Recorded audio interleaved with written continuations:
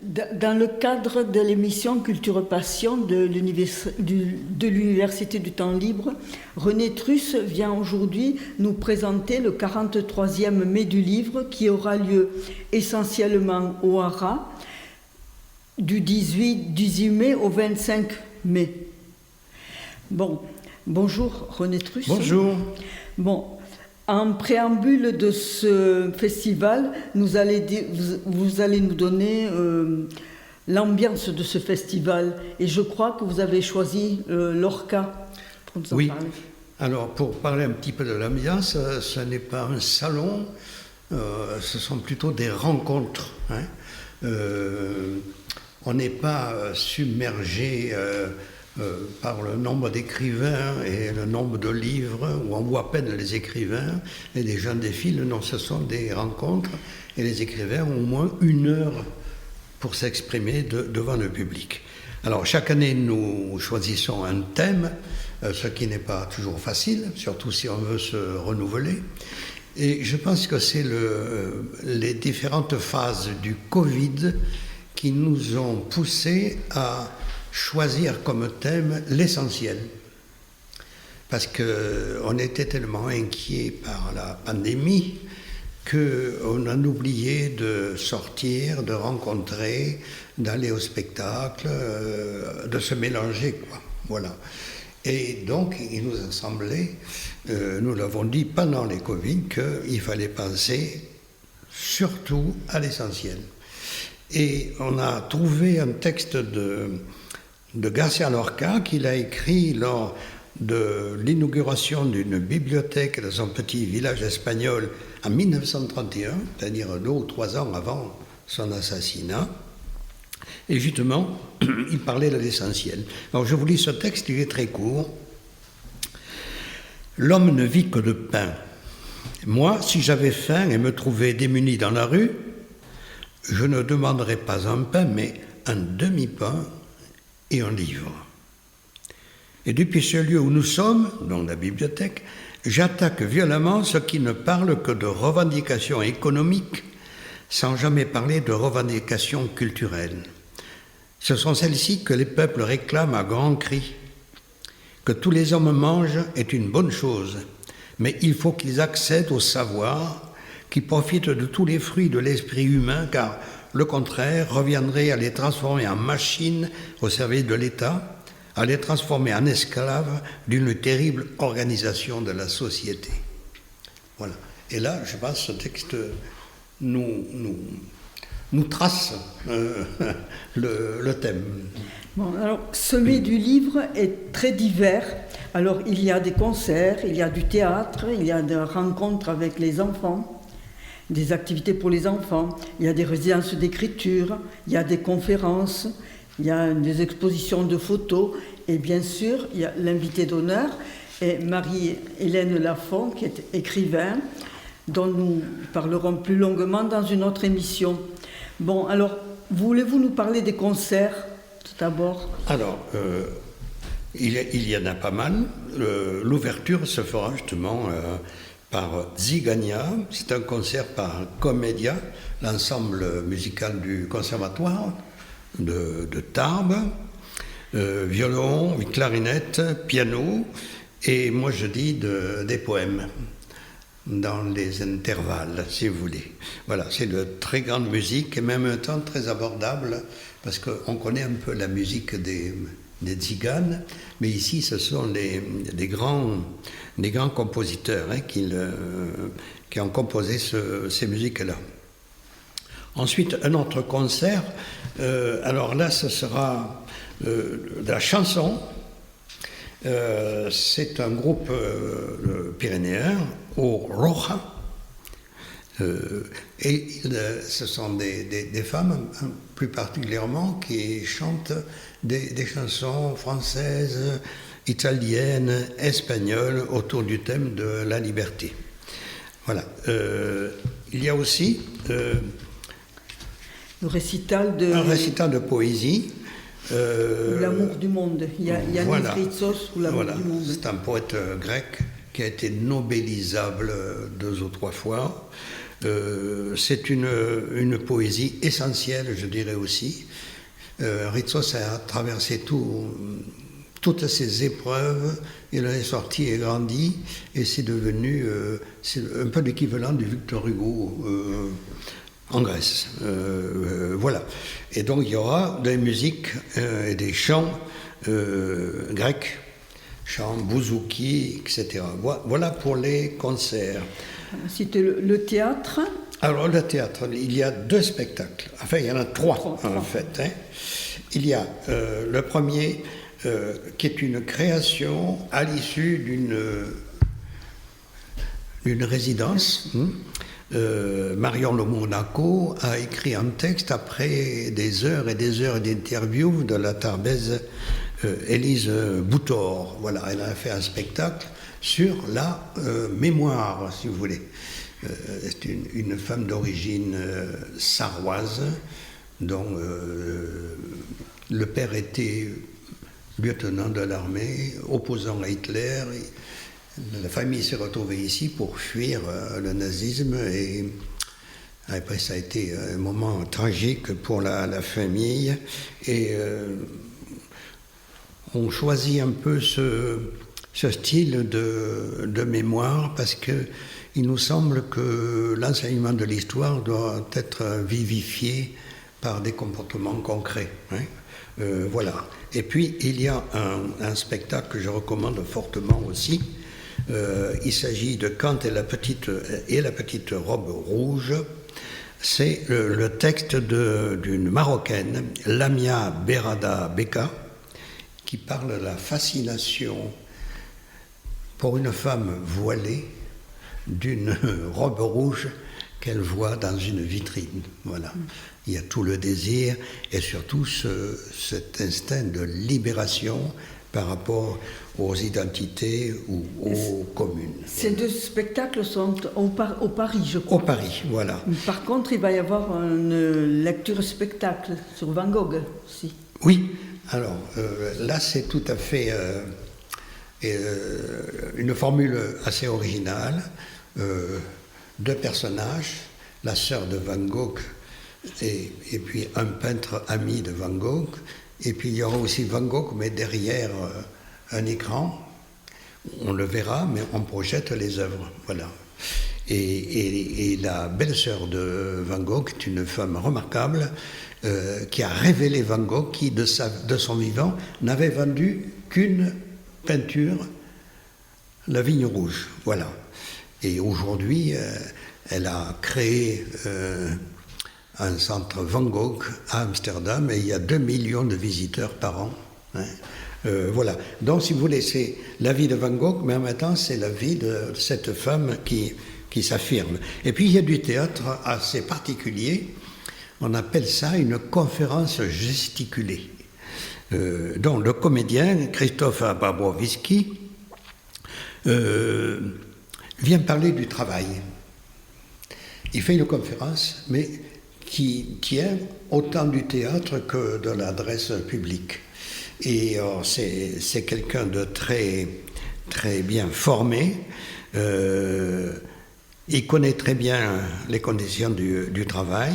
Et puis ça répond à une autre résidence d'écriture que nous faisons avec un écrivain, Diego Arrabal. Hein.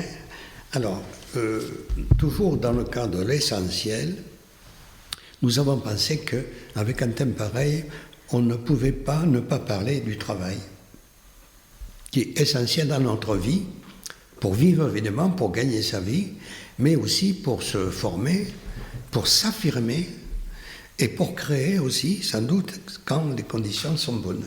Et alors à l'heure actuelle, il a interrogé 40 personnes, des métiers complètement différents. Ça va d'un grand médecin à un boulanger, oui, avec des jeunes apprentis.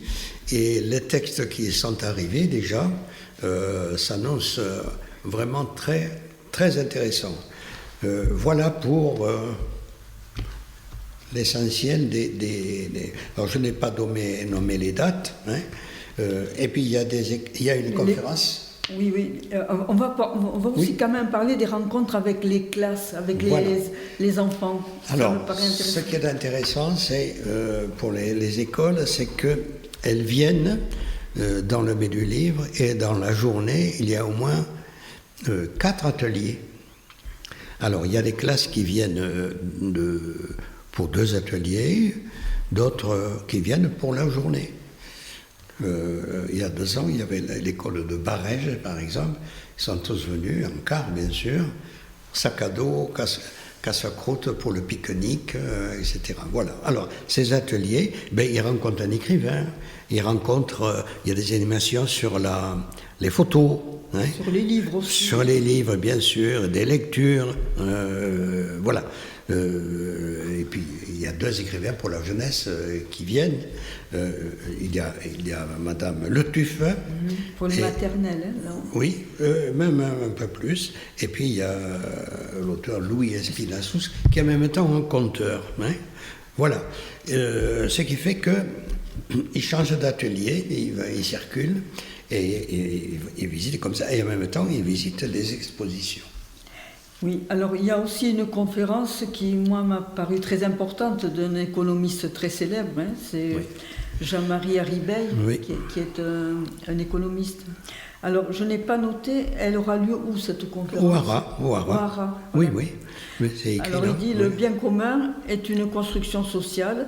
La promotion du bien commun doit-elle garder le souci de la propriété collective? Voilà. C'est un vaste programme. C'est un problème qui nous a traversé pendant les élections, et puis qui se reposera ailleurs, hein. Bien sûr. Voilà. Alors, ce qui nous incite à faire venir des conférenciers comme ça de haut vol, c'est que nous avons des opinions diverses, souvent les uns et les autres, mais nous avons besoin d'étayer ces opinions avec des gens qui, eux, sont des scientifiques. Ils approchent scientifiquement les problèmes, quoi. Voilà.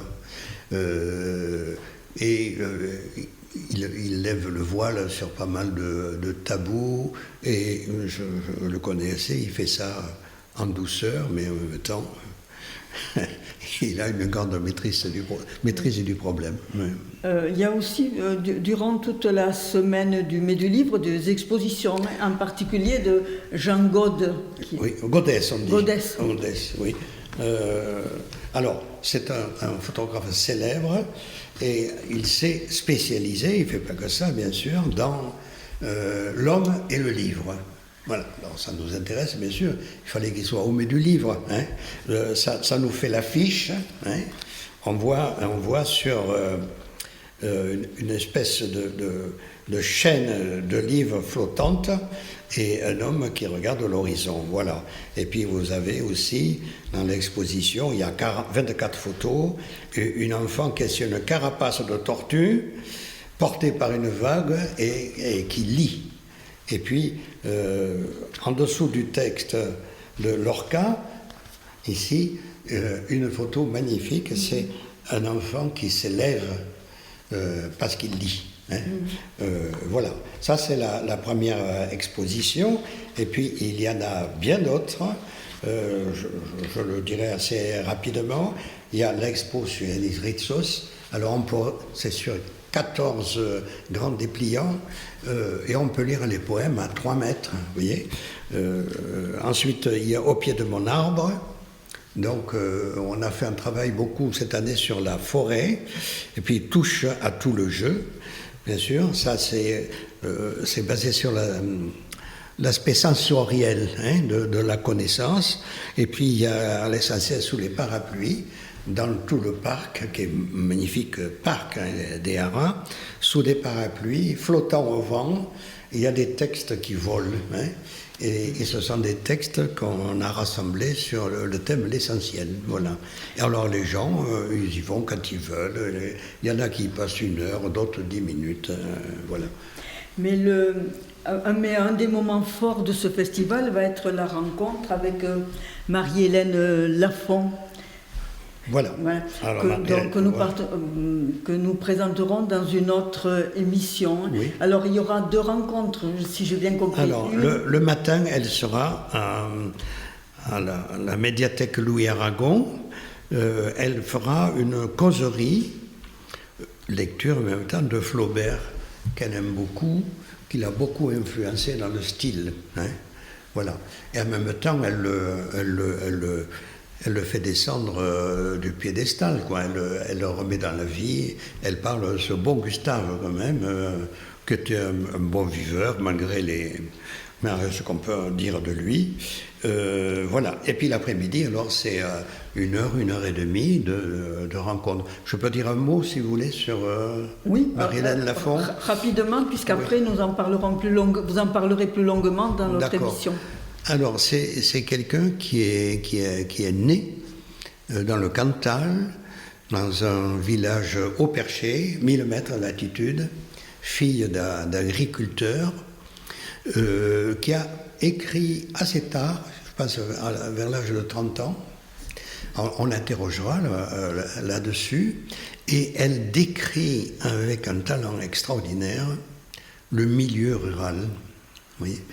Mais ce n'est pas, comme on a souvent connu, de la couleur locale un peu folklorique. Hein. Et fantasmée aussi. Quand on lui demande, c'est réel, mais c'est pas une écriture provinciale. Alors elle dit non, parce qu'elle n'est pas provinciale à cause de l'écriture. Mais on s'y reconnaît. On reconnaît les mœurs villageoises. Moi qui suis originaire d'un village, du milieu petit paysan et ouvrier, je m'y reconnais totalement. Il s'agit de cette manière de vivre des gens près de la terre, attachés au sol, bien sûr, fidèles, et ne quittant cette terre que en grande difficulté, parce qu'ils ont vécu comme ça, quoi.